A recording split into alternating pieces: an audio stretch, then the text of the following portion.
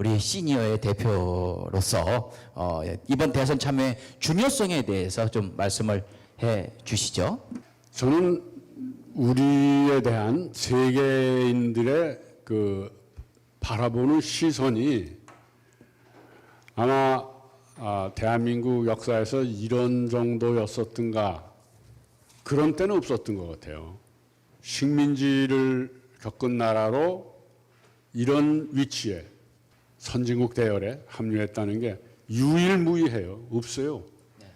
아시아, 아프리카, 라틴 아메리카 우리처럼 불행하게 식민지의 그 서름, 탄압을 당하면서 살아왔던 나라들이 그래서 코리아를 그렇게 바라보고 있는 겁니다.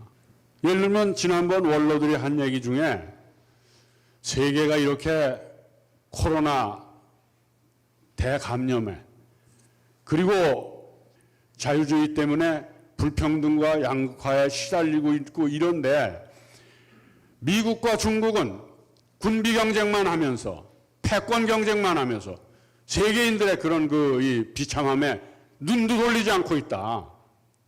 다른 나라들 줄 세우기만 하고 있다. 그러니 미국과 중국 패권 경제 중단하시오! 라고 지난번에 얘기를 했어요.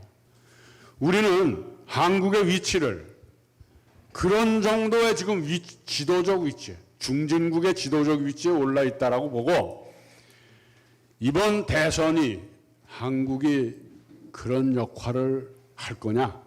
아니면 누구 똘마니가 돼서 쿼드 같은 데 들어가서 뒷꼬랑지나 흔들고 있을 것이냐? 이런 그 분기점에 있다는 것을 인식하고 이번 대통령 선거에 임해야 됩니다. 개인적으로 느끼는 것은 이 가난이라는 게 눈에 잘 보이지 않는다고 생각을 해요. 너무나 어떤 큰 이야기, 수치화된 이야기들을 많이 하다 보니까 실제 가난한 사람들에게 마이크를 주지 않는 정치의 모습들이 보이고 있는 것 같습니다. 기본적으로 뭐 젊은 사람뿐만 아니고 어떤 어려움을 겪고 있는 대부분의 사람들이 욕망하는 것들이 뭐 갑자기 부자가 되고 싶다거나 뭐 사치를 하고 싶다거나 이런 거를 주장하는 것들이 아니잖아요.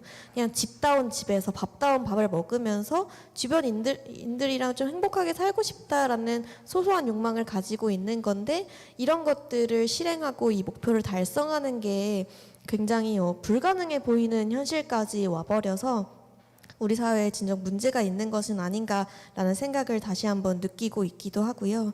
이런 정책 결정자들이 본인 주변에 있는 꽤 먹고 살만한 사람들의 이야기만 듣는 게 아니라 진짜 힘든 사람들의 이야기를 듣고 이들의 이야기를 바탕으로 정책을 추진하는 것이 필요하지 않는가라고 생각하고 있습니다. 약간 좀 바보스럽게도 매번 선거가 되면은 이번 선거 굉장히 중요하다. 지난번에도 그랬고 또 그전에도 그랬고 이번 선거 한마디로 근데 똑같이 이번 선거도 굉장히 중요한 것 같아요. 우리나라가 아까도 말씀드렸지만 바야흐로 선진국이 된 한국입니다. 그런데 아까 또 말씀드린 대로 사실 또 문제도 많이 안고 있습니다. 국민들 간에 불화도 심하고요. 반목도 심하고 뭐 진영으로 갈려 있다시피 이렇게 돼서 그런 싸움을 막 부추기고 조장하는 그런 사람들도 있습니다. 정치적 목적을 가지고. 그런 사람들한테 잘못 말려들면 이번에 이런 선거도 굉장히 아주 그 저속한 선거가 될 가능성이 있습니다. 우리가 그걸 경계해야 됩니다. 쉽게 말하면은 과거로 돌아갈까요, 우리가? 우리 과거라는 게 뭐 군사 독재하고 인권유린하고 특권과 부정부패하고 노동권이 무시되고 저임금과 장시간 노동하는 그런 과거로 우리가 돌아가야 되겠습니까? 그럴 수는 없는 거거든요. 그래서 우리는 그렇습니다. 공정이라는 게 뭡니까? 공평하고 정의로운 거 아닙니까? 공평하고 정의로운 사회를 확실하게 그 기반을 구축하자, 다지자. 그 다음에 이제 청년들이 좀 희망과 꿈을 가지고, 그 다음에 좀 더 역동적이고 행복하고 활기찬 삶이 가능한 나라, 그걸 만들어 보자. 그 다음에 아이들과 여성이 편안하고 행복한 나라.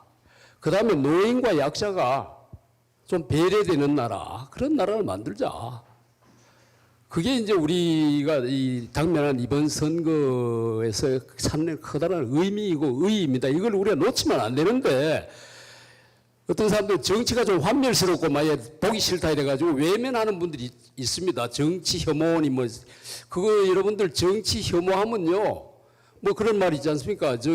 내가 선거 안 하면은 나보다 못한 놈이 뭐가 된다고 그런 결과가 있어서는 안 되겠다. 예.